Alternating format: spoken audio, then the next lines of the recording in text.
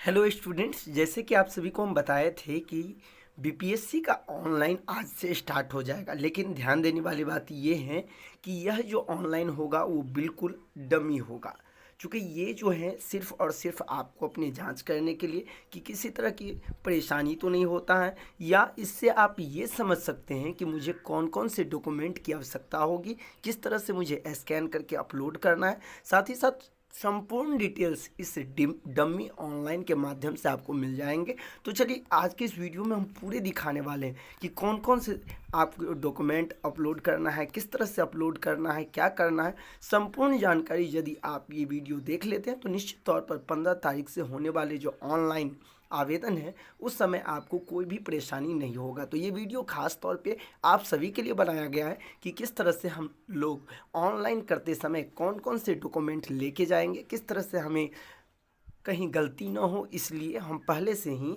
सतर्क रहेंगे। तो सबसे पहले आप देख सकते हैं विज्ञापन संख्या 26/2023, यानी कि ये बीटा वर्जन में अवेलेबल है और ओनली टेस्टिंग पर्पस, यानी कि ये सिर्फ और सिर्फ टेस्टिंग के लिए। लेकिन ध्यान रखें कि हूबहू इसी तरह से पूरे संपूर्ण डाटा आपसे जब 15 तारीख से फॉर्म आवेदन होगा तो आपसे लिया जाएगा। तो चलिए बारीकी ढंग से हम एक के बाद एक संपूर्ण जानकारी लेते हैं।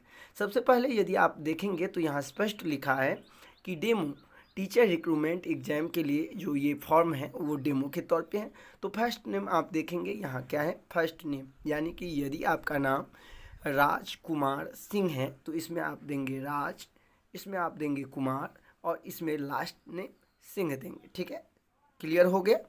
ठीक है, अब हम देखते हैं यहाँ फादर नेम। तो फादर नेम जो है वो आपको यहाँ देने हैं, और यदि कोई विवाहित महिलाएं हैं तो अपने हस्बैंड का नेम इसमें डालेंगे।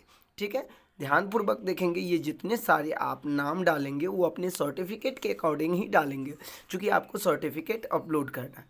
अब आप यहाँ देखेंगे आप सेलेक्ट टाइप, यानी कि आपके पास क्या है, ये 3 चीज़ होना आवश्यक है, क्योंकि आप देख सकते हैं जिन चीज़ों में स्टार लगा हुआ है रेड कलर में वो आपको देने ही होंगे। या तो आपके पास आधार कार्ड होना चाहिए, या तो आपके पास पैन कार्ड होना चाहिए, या फिर आपके पास ड्राइवरी लाइसेंस होना चाहिए। ये 3 का 3 आपके पास होना अति आवश्यक है, कोई ना कोई एक होना चाहिए।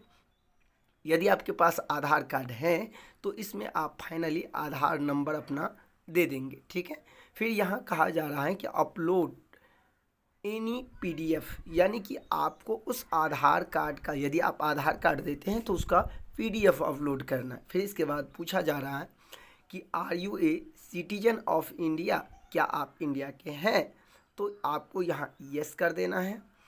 आप परमानेंट रेसिडेंट, यानी कि आप बिहार के अस्थायी निवासी हैं तो हम यस करेंगे। जैसे ही आप यस करेंगे तो आप देखेंगे यहाँ आपसे आवासीय प्रमाण पत्र का सर्टिफिकेट नंबर और साथ में इशूइंग डेट आपसे पूछ लिया जाएगा।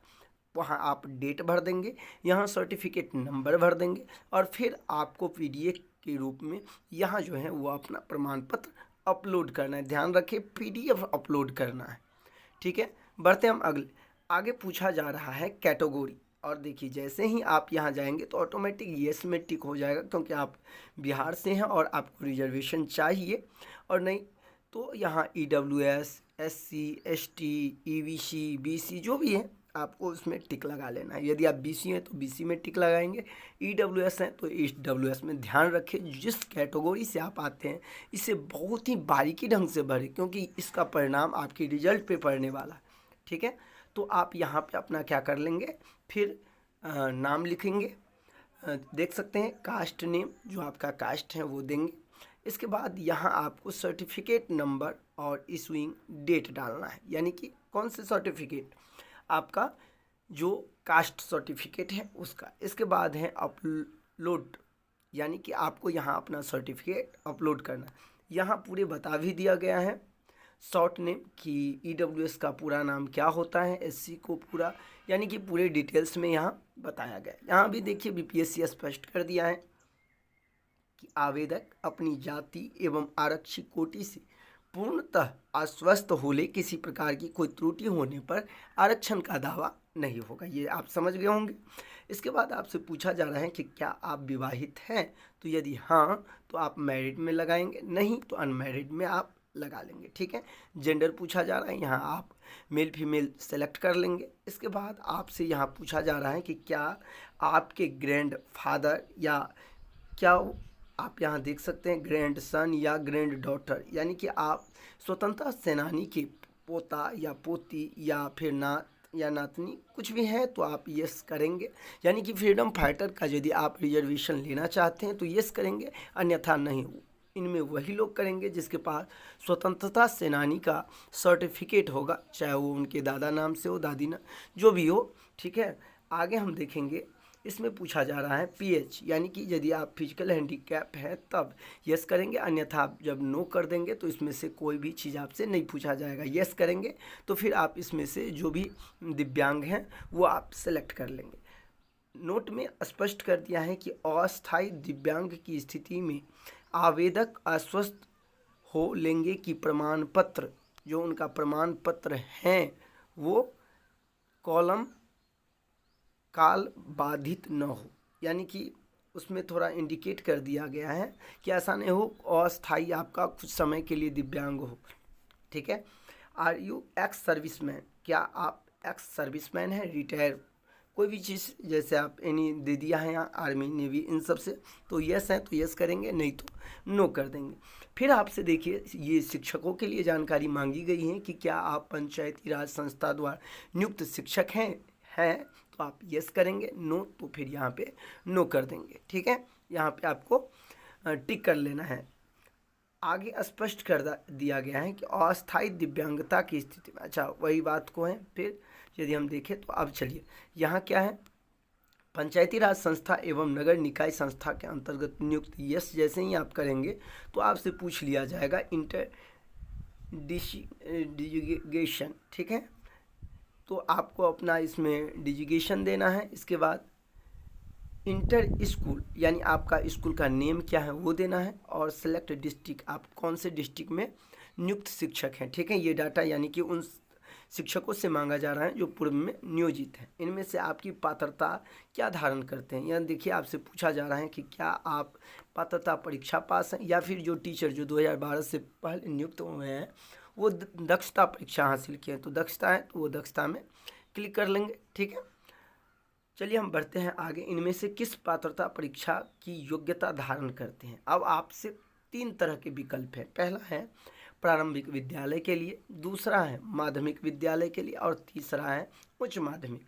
यदि आपके पास तीनों डिग्री है तो आप तीनों में टिक लगेंगे। ठीक है, और नहीं तो यदि आप प्राइमरी 1 to 5 के लिए भर रहे हैं तो सिंपल सा टिक है कि आप सीटेड बीटेड में क्लिक कर ले यहाँ और हो गया।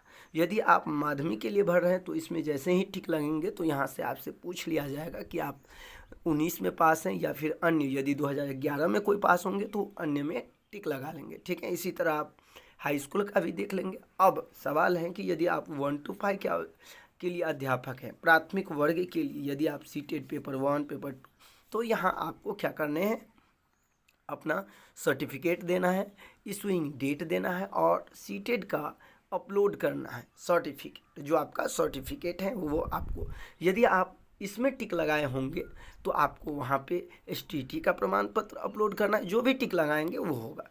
फिर इसके बाद अपनी प्रशैक्षणिक योग्यता के अनुसार इनमें से कोई चुने। आप देखिए आप 11th-12th के लिए हैं या आप यहाँ स्पष्ट किया है DLED BEd। ठीक है, तो यहाँ हम क्या करेंगे, सिंपल यहाँ पे क्लिक कर लेंगे, जिससे कि हमारा ये पूरे का पूरे उसमें सबमिट हो जाएगा। ठीक है, क्योंकि इसमें सभी आ गया, BEd भी आ गया, DLED भी आ गया, या फिर जो BSc DLED हैं या BAed हैं। ठीक है, चलिए आगे हम बढ़ते हैं। आगे आपसे डेट ऑफ बर्थ पूछा जा रहा है, आप अपना डेट ऑफ बर्थ इसमें डाल देंगे फाइनली। अब आगे है आपका एड्रेस, यहाँ आप देख सकते हैं। तो एड्रेस में आप क्या करेंगे, यहाँ देखिए लाइन 1 लाइन 2 लाइन 3, इसमें आप अपना पहला लाइन में जो है आप अपना एट पोस्ट डालेंगे, सेकंड में आप जो है अपना PS डालेंगे, थर्ड में आप अपना डिस्ट्रिक्ट डालेंगे, इसके बाद स्टेट है, और फिर यहाँ डिस्ट्रिक्ट दे करके पिन दे करके फाइनल, यानी जो आप एड्रेस जो आपके आधार कार्ड पे हैं या उसी के अकॉर्डिंग आपको डालना है। ठीक है। फिर कहता है परमानेंट एड्रेस, हो सकता है कोई लोग शिक्षक हैं तो कहीं और होंगे, मान लीजिए अदर डिस्ट्रिक्ट में रह रहे होंगे, लेकिन आपका यदि परमानेंट एड्रेस जहाँ है वो डालेंगे तो सही रहेगा। जो आपका परमानेंट एड्रेस है वही आप फिल करें, ठीक है। अब हम बढ़ते हैं अगला। यदि आप यहाँ देख रहे हैं क्या दिया हुआ है, qualifying criteria is the moderate the advertisement, यानी कि आप जो एडवर्टाइजमेंट दिया गया है क्या उसके लिए योग्य हैं तो आप यस करेंगे, हैं तब ना फॉर्म भर रहे हैं, ठीक है। अब बढ़ते हैं हम आगे। आगे क्या है, आपको यहाँ अपना ईमेल आईडी डालना है, फिर आपके को ओटीपी जाएगा ईमेल पर, और ओटीपी डालकर यहाँ अपना ईमेल आईडी कन्फर्मेशन कर लेंगे। इसके बाद आपको मोबाइल नंबर अपलोड करना है, ठीक है। इसके बाद यहाँ ओटीपी जाएगा वहाँ भी, इसके बाद आपको ये कैप्चा यहाँ अपलोड कर देना है, और फाइनली तौर पे यहाँ आप देख रहे हैं कि सबमिट रजिस्ट्रेशन। जैसे ही सबमिट रजिस्ट्रेशन करेंगे तो आपका फॉर्म सबमिट हो जाएगा। ये पूरे का पूरे प्रोसेस था आपको किस तरह से आवेदन करना है। ये पूरे इन्फॉर्मेशन आपको पता चल गया होगा, ये कितने अच्छे से हम आप सभी को, फिर भी यदि कोई डाउट हो तो आप कमेंट करके पूछ सकते। एक एडिशनल इन्फॉर्मेशन आप सभी को दे दूँ, बीपीएससी ने स्पष्ट कहा है कि हम SCRT और जो भी कहता है वो करता भी है। तो आप SCRT के संपूर्ण नोट्स लेना चाहते हैं तो हमारे जो व्हाट्सएप नंबर है 8873794919 पर आप मैसेज करके हमारा नोट्स जो है वो परचेज कर सकते हैं। यहाँ से आप नोट्स पूरे के पूरे जो चैप्टर वाइज क्लास वाइज आप SCRT का नोट्स प्राप्त कर सकते हैं। बिल्कुल यहाँ से आपको जो है यदि खरीद लेते हैं तो निश्चित तौर पे आपकी तैयारी को मजबूती मिलेगा। तो मिलते हैं नेक्स्ट वीडियो में, अभी के लिए बस इतना ही। बने रहे मेरे YouTube channel CTT success classes पे। धन्यवाद।